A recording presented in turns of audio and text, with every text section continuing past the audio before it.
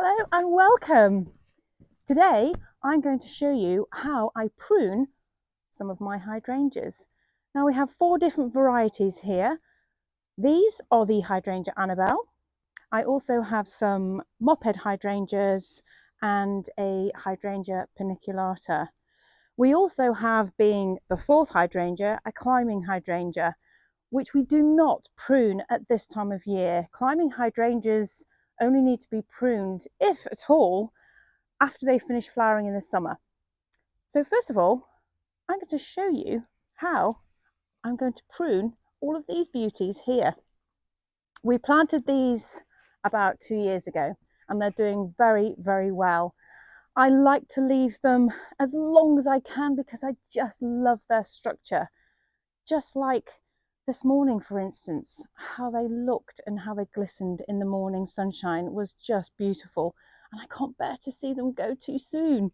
And also, by leaving these heads on, protects the new buds that are starting to form. The Hydrangea Annabelles are probably one of the most striking of all, in my opinion. They start in June with this sort of limey colour, and then July and August they peak to this incredible white ball flower. It can be a little bit floppy, but if pruned right, in my eyes, can help stop this from happening too much. They still probably do need a bit of staking, but maybe not quite as much. Now, the best time to prune these are when you start to see these lovely green side shoots appearing. It varies from place to place in the UK, and if it's been quite cold here, which this year it's been much milder, I'll be pruning these now. So we are in early March. I have been known to prune them later on in March because I've been waiting to see a few side shoots performing.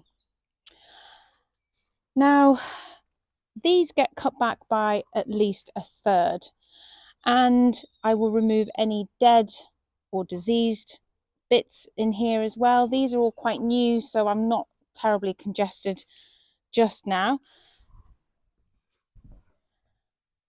Now, because all of these flower stems are from last year, I'm going to be taking them all right back down to a third, taking out any dead or diseased, not very happy looking stems.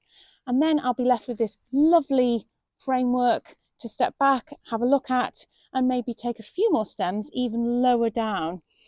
And these just act as a bit of a support. So you'll have some longer and then some shorter. But that's how I like to do it. Some people like to take the whole thing much shorter and some a bit higher. Go with your gut feeling. Trial and error as well. Playing around with this method and see what works for you is always a really good way to do this. Here goes.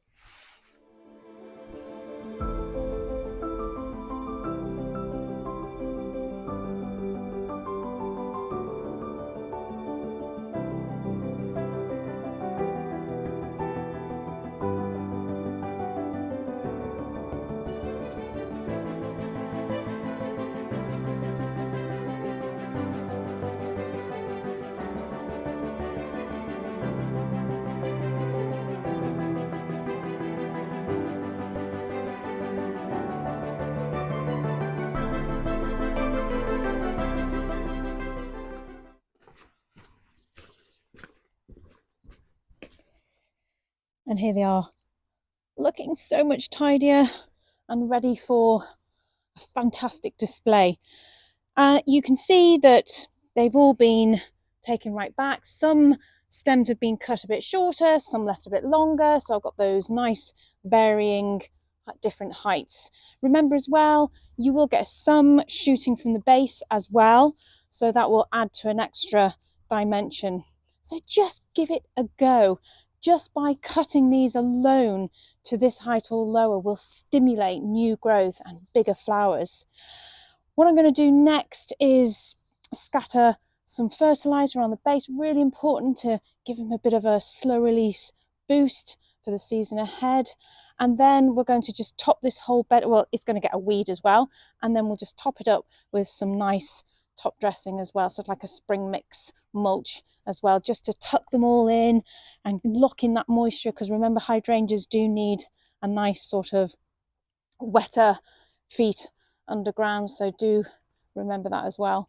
Right, I'm going to be going towards the house where I've got a beautiful big pot with a hydrangea paniculata that I'm going to show you how to prune as well. See you in a minute.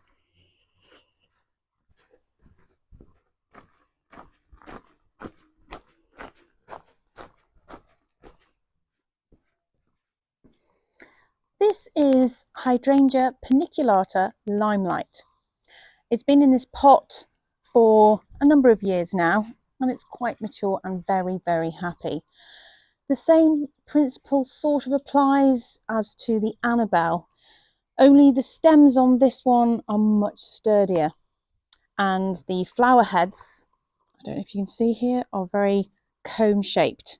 And they start out this beautiful whitey limey colour and then fade to this stunning, very soft pink towards the autumn months. It's just wonderful. I do love it. Now we can see just the base here, we've got a nice strong base to it. And one year I left it a little bit too late in the season and didn't prune it back until, I don't know, April, maybe even late April, which is not a great idea. I think this time is the best time to be pruning this. And when I come to prune it, I will be cutting it back by at least half, so to about here roughly. And when I prune it, I'm going to prune it into a sort of a pyramid type shape, so that I'll be having a little bit more height here, slightly wider to the sides, and then tucked in a little bit here, so that I get that really lovely big shape with the understory of flowers as well to support it. Not that it needs much support. Okay, let's have a go. I'm just going to bring you a bit closer to see where my cuts were from last year, and there they are. You can see them here and here and here. And from those cuts, we've had nice stems grow from them. And off this one, we've got a couple here, this one, a couple here. Now, what I'm going to do is leave that stem. I'm very happy with that. And then I'm just going to come up from that stem and come to the first bud and take that away. I'm also going to check for any dead or diseased or unhappy stems as well. Anything that looks a bit thin, and I might just take that off anyway. And you're just basically creating a bit of a shape as well.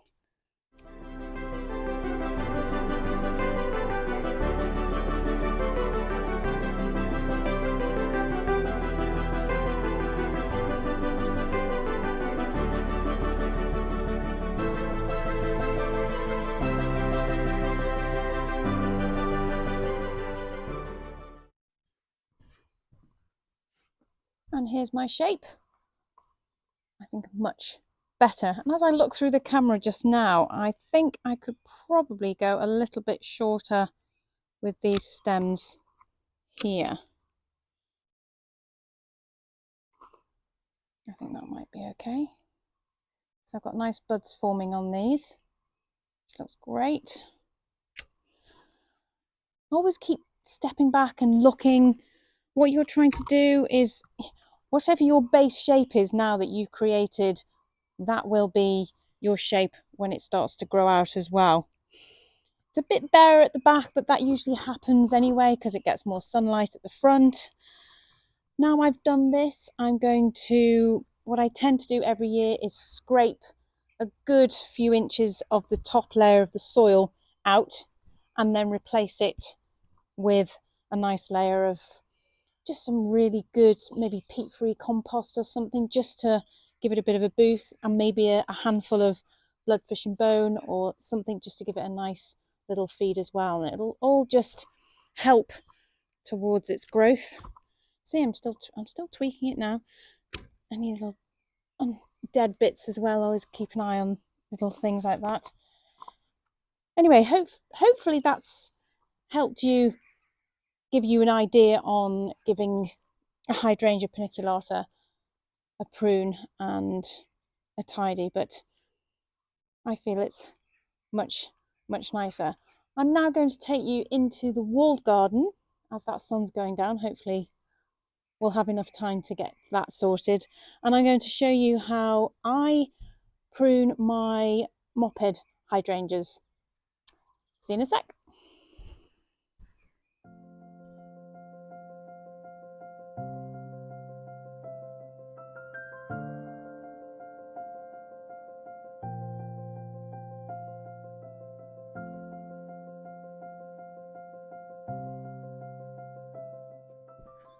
I couldn't have picked a more beautiful evening to be doing this job. The hydrangeas are just here and have been in for a number of years. Now, for the past, say, couple of years, we've had exceptionally hot, dry summers in here. Now, this is the north side of the walled garden, and these poor hydrangeas have suffered worse than I've ever seen them. So I'm in a quandary whether to dig them out and just start again with something else here. But there's something deep inside me that just wants to give them one more chance this year. And what I'm going to do is probably be a little bit harder on them. And you can see already they're throwing out some lovely green shoots here. And I'm actually going to take them a little bit harder. So normally I will just take them to where those nice green shoots are. I might take them down a little bit harder, and when I say harder, this is not going to be very nice, but down to here. And that hopefully will just give them a little bit of boost and stimulate their root growth a little bit more, rather than, and I may sacrifice some flowers here, which is fine. I don't mind that. I think if I'm going to give these a chance, I need to be a little bit harder on them. But normally, under different circumstances, and if they are very, very happy, then what I would do is just nip off these old dead flower heads and take out any dead stems that's going on in here as well. Now you can get a clearer look of the hydrangea, and you can see there's loads and loads of growth on it here. Now, just to be clear, this variety of hydrangea, which is a mophead hydrangea, I don't know what variety it is. It was one that's been given to me, I'm afraid. It's a nice pinky colour. These hydrangeas flower on the previous year's stems, and the way you can tell the difference between a new stem and an old stem is that the old stems are paler. For instance, this here is darker, and that will only produce leaves this year and then flowers the following year. And then your paler stems, you can tell, they will produce flowers hopefully this year. Now, this could do with a lot of decongesting as well. And I think by giving it a really hard prune this year might help it quite a lot, actually, if I think hard enough about it. And I will definitely get fewer flowers, and I don't mind that. Sometimes with flowers and gardening and everything, you have to make a few sacrifices. And I'm willing to make that sacrifice with this in the hope that it will just rejuvenate it and give it a bit of a boost for the years to come. And then if I don't have much joy this year, and if it really does curl its toes up, then it's not meant to be here. Maybe its time is up, or it's just getting warmer in this garden for it. So we'll see. Who knows? Let's give it a go.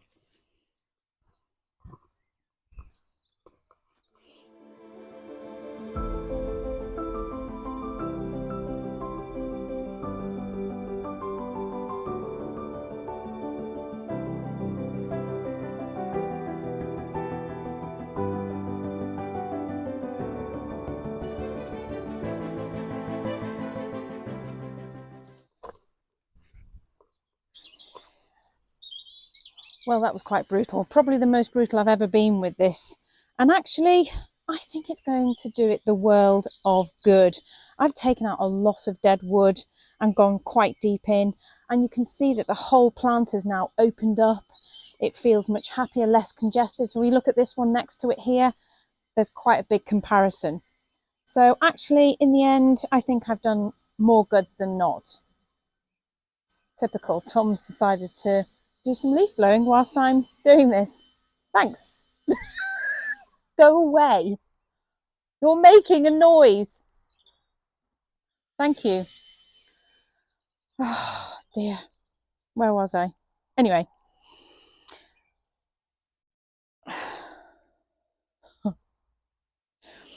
You're probably wondering why I've left this really long bit here. And actually, I thought to myself, hopefully, I'm going to get some flowers on it and it'll just be a bit of a waterfall effect, which would be quite nice, I think. It's worth giving it a try, isn't it?